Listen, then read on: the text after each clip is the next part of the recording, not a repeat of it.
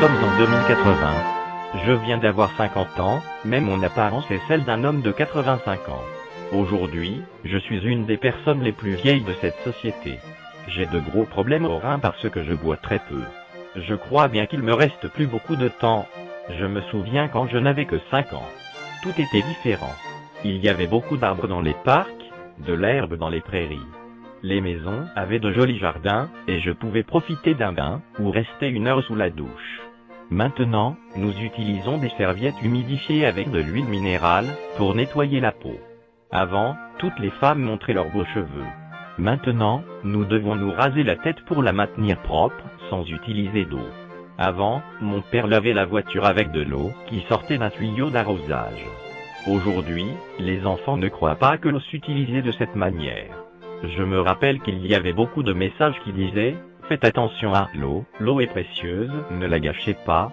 Mais personne n'écoutait ces messages prémonitoires. Ils ne pensaient pas que l'eau pouvait disparaître. Maintenant, toutes les rivières, les barrages, les lacs et les nappes aquifères ou phréatiques sont irréversiblement polluées ou épuisées. D'immenses déserts constituent le paysage qui nous entoure de toutes parts. Les infections gastro-intestinales, les maladies de peau et les voies urinaires sont les principales causes de décès. L'industrie est paralysée et le chômage est dramatique. Les usines de traitement de l'eau sont la principale source d'emploi, et tu es payé avec un verre d'eau potable par jour au lieu et place d'un salaire. Les agressions pour un bidon d'eau sont banales dans les rues désertes. La nourriture est désormais synthétique à 87%. Ce pourcentage augmente de mois en mois. Avant, la quantité idéale d'eau à boire était de 8 verres par jour pour un adulte. Aujourd'hui, je ne peux boire que la moitié d'un verre. Les vêtements sont jetables, car il n'est plus possible de les laver. Cela a pour effet immédiat d'augmenter le volume des ordures. Les nombreux centres de compactage des ordures travaillent 24 heures sur 24 et 7 jours sur 7, sont saturés, et des montagnes d'ordures attendent. Nous avons dû revenir aux fosses septiques, comme au siècle passé, parce qu'on ne peut plus utiliser les réseaux d'égouts par manque d'eau. L'apparence de la population est affreuse.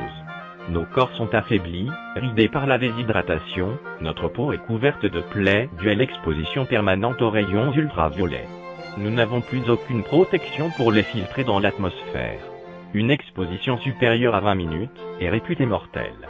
La couche d'ozone a définitivement disparu depuis plus de 20 ans. De par la sécheresse de la peau, une jeune fille de 20 ans a l'air d'en avoir 40. Les scientifiques font des recherches, mais actuellement il n'y a aucune solution possible. On ne peut pas fabriquer d'eau. L'oxygène aussi est dégradé par le manque d'arbres, ce qui a diminué le coefficient intellectuel des nouvelles générations. La morphologie des spermatozoïdes de nombreux individus s'est altérée. Comme conséquence, beaucoup de garçons ont des insuffisances, carences, des mutations et des déformations. Le gouvernement nous fait même payer l'air que nous respirons. En moyenne, 137 mètres cubes par jour, par habitant adulte.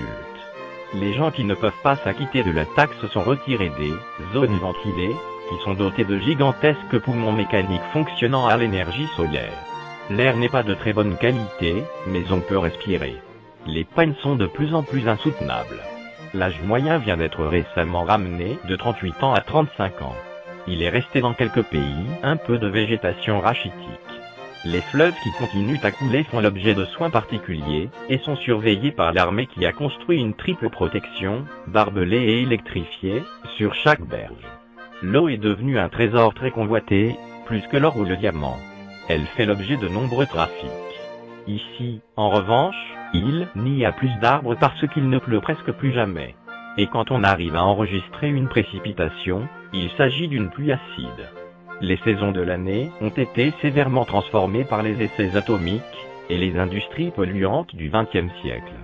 Les saisons de l'année ont été irrémédiablement transformées par les essais atomiques et les industries polluantes du XXe siècle.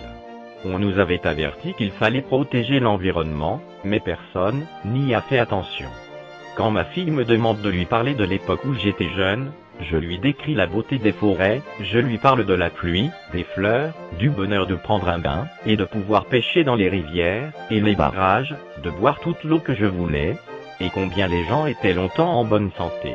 Elle me demande, « Papa, pourquoi il n'y a plus d'eau ?» Alors, je sens comme une boule dans la gorge. Je ne peux pas m'empêcher de me sentir coupable, parce que j'appartiens à la génération qui a fini de détruire l'environnement, ou qui n'a simplement pas pris au sérieux tant d'avertissements. Maintenant, nos enfants en paient cher le prix. Sincèrement, je crois que la vie sur Terre ne sera plus possible dans très peu de temps, parce que la destruction de l'environnement est arrivée à un point irréversible.